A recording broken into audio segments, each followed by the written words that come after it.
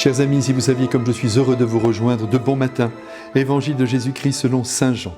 En ce temps-là, après avoir guéri le paralysé un jour de sabbat, Jésus déclara aux Juifs « Mon Père est toujours à l'œuvre, et moi aussi je suis à l'œuvre. » C'est pourquoi de plus en plus les Juifs cherchaient à le tuer, car non seulement il ne respectait pas le sabbat, mais encore il disait que Dieu était son propre Père, et il se faisait ainsi l'égal de Dieu. Jésus reprit donc la parole, il leur déclarait « Amen, amen, je vous le dis, le Fils ne peut rien faire de lui-même. Il fait seulement ce qu'il voit faire par le Père. Ce que fait celui-ci, le Fils le fait pareillement, car le Père aime le Fils et lui montre tout ce qu'il fait. Il lui montrera des œuvres plus grandes encore, si bien que vous serez dans l'étonnement. Comme le Père, en effet, relève les morts et les fait vivre, ainsi le Fils lui aussi fait vivre qui il veut, car le Père ne juge personne.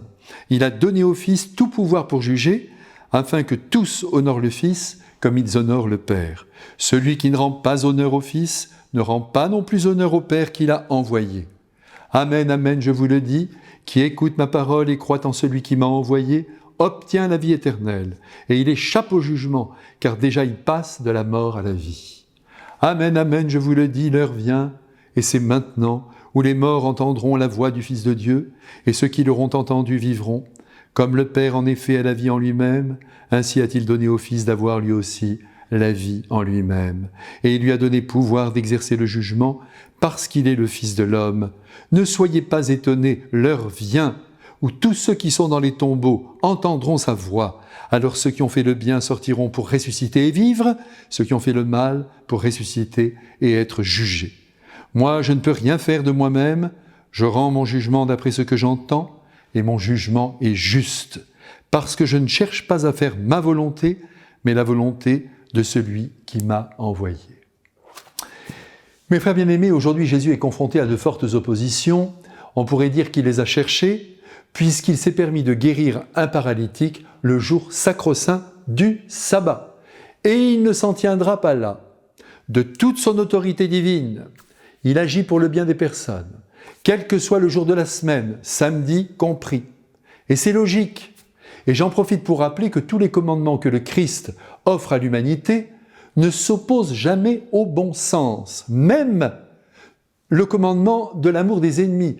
On doit aimer nos ennemis. Pourquoi ? Eh bien parce que, bien sûr c'est difficile de le vivre, mais parce qu'on sent très bien que seulement par cet unique chemin, ces fameux ennemis peuvent être désamorcés dans leur haine et même devenir des amis.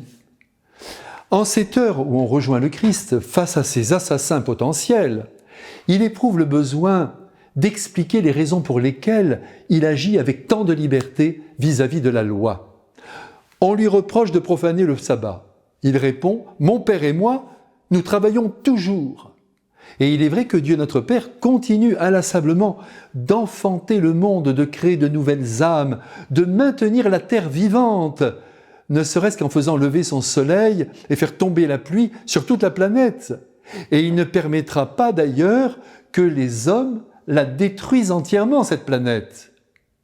On reproche aussi au Christ de se prendre pour Dieu. Mais ce n'est pas là une usurpation, puisqu'il est divin. En s'expliquant sur ce point, il va, hélas, compliquer les choses et s'aggraver, car maintenant il déclare ouvertement qu'il est le Fils de Dieu en personne, et que tout ce qu'il fait, c'est le Père du ciel qui lui dit de le faire. Et il ajoute « Vous n'avez pas encore tout vu, ni tout entendu. Je suis le maître de la vie et de la mort. Le Père a tout remis entre mes mains, et notamment le jugement des hommes. Aussi vous qui m'écoutez, soyez heureux, comme je le suis en ce moment. Nous allons tous être jugés par le Christ lui-même, et c'est une chance pour nous. Pour nous qui connaissons son cœur compréhensif et miséricordieux. En cadeau final, il annonce aussi la résurrection des morts, en précisant que ceux qui ont fait le bien vivront éternellement. C'est là le critère ultime et définitif en matière de jugement. Ceux qui ont fait le bien, donc ceux qui n'ont pas vécu centrés sur eux-mêmes, mais qui se sont préoccupés du bonheur des autres à construire. Quels que soient nos tempéraments, nous naissons tous égoïstes, je vous apprends rien. Mais en principe, entre la naissance et la mort, il y a un petit peu de temps, il ne faut pas le perdre ce temps-là. car à l'heure du grand départ, quand nous abandonnerons à la terre tout ce qui est matériel, nous ne pourrons rien emporter d'autre, parce que ce sera le dépouillement total, que ce que nous aurons semé de beau et de grand autour de nous.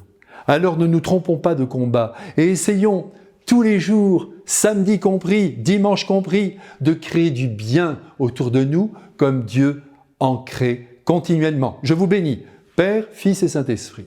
Amen.